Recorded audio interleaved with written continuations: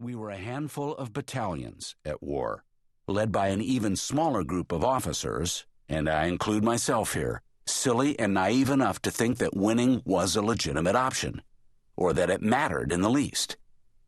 The important thing, as it turned out, was not winning or losing, but simply putting the best face possible on something that is, by definition, unpleasant: war.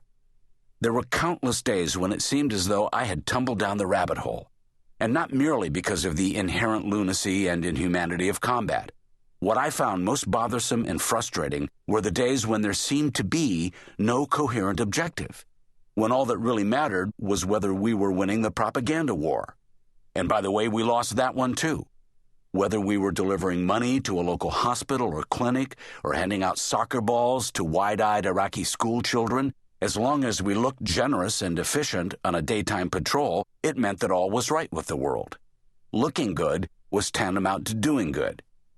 But that was all very much surface stuff, winning hearts and minds and that sort of thing. It had little or nothing to do with the root of the mission, or at least the mission as I saw it. The real mission was this: secure and stabilize the region. Almost comical in its simplicity and abstraction, this directive, as we soon discovered, actually involved a great deal of complicated, messy, and dangerous work. It involved the risking of our own lives and the taking of others. It involved the primal and bloody toil of combat, an experience that forever changes and scars anyone who has been through it. I was a soldier made, not born. While the tradition of military service is deeply rooted in some families, it was little more than white noise in my early life. 3 of my uncles on my mother's side and 1 uncle on my father's side of the family had served in the Army.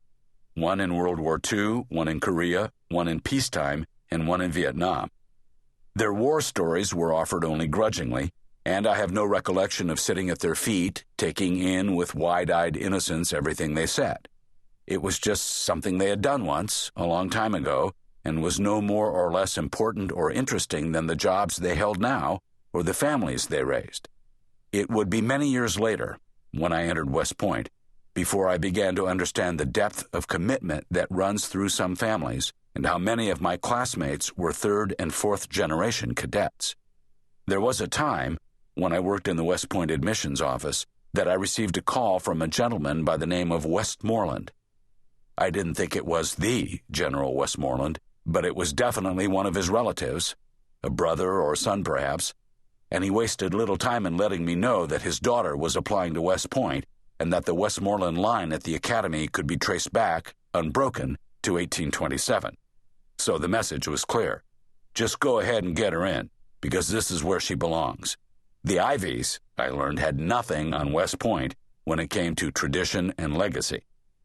If our household lacked any overt connection to the military, however, it didn't want for structure and guidance. My parents both grew up in Pennsylvania and met as students at Roberts Wesleyan, a small Christian college located near Rochester, New York. My dad, Marcus Bailey Sassaman, entered Western Evangelical Seminary in Portland, Oregon, and eventually he and my mother, Nancy Jean Sassaman, settled in the Northwest and began raising a family. My father was a Free Methodist minister, and his vocation was the family business, so to speak. Mom and Dad subscribed wholeheartedly to the precepts of Samuel and Susanna Wesley in matters both personal and theological, so ours was a conservative upbringing, to say the least. There is a line of scripture that says, in essence, if a pastor can't control his own home, then he has no business being in charge of a church and a congregation. My parents were young, and I was the firstborn, and as a result, I suffered the consequences of their taking that advice rather literally. They didn't spare the rod, and I can recall taking it in the shorts quite a bit early on. I can also remember as early as 1st grade, sitting in the front row of my father's church, trying desperately to remain still as a statue for the duration of the entire service.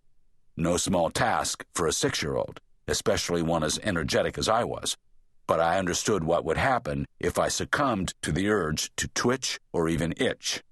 Mom was at the piano, Dad was in the pulpit, and the entire church was watching. If I caused them any embarrassment, someone would take me out afterward and administer a little parental discipline, usually a shoe or belt across the backside. There was